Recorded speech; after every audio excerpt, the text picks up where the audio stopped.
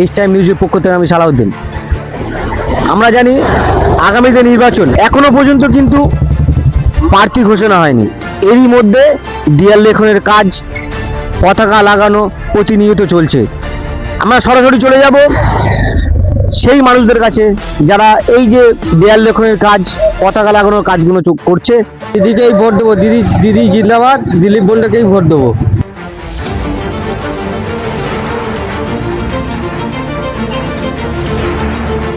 আমি দিদিকে ভোট দিই, দিদিকে চাই।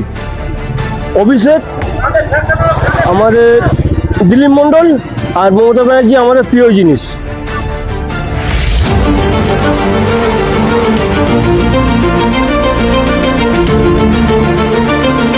আজ থেকেই 146 বিষ্ণুপুর তপশিলি বিধানসভা কেন্দ্রের সমস্ত অঞ্চলে আজকের আমাদের ঝান্ডা অভিযান।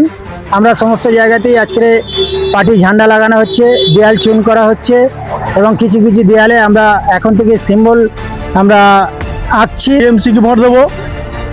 মমতা ব্যানার্জি জিন্দাবাদ, দিলীপ মণ্ডল জিন্দাবাদ, অভিষেক ব্যানার্জি জিন্দাবাদ।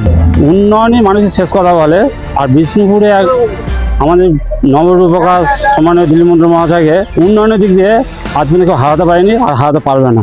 এখনকার বিষ্ণুপুর আর বিগত 20 বছর আগেকার বিষ্ণুপুর সমস্তটা আলাদা। আপনি যদি উন্নয়ন দেখতে চান, প্রত্যেক মানুষের দরজা যেতে হবে, প্রত্যেক ঘরে ঘরে ডোর টু ডোর যেতে হবে। উন্নয়ন কাকে বলে প্রত্যেক মানুষের হৃদয়ের মধ্যে ঢুকে আছে।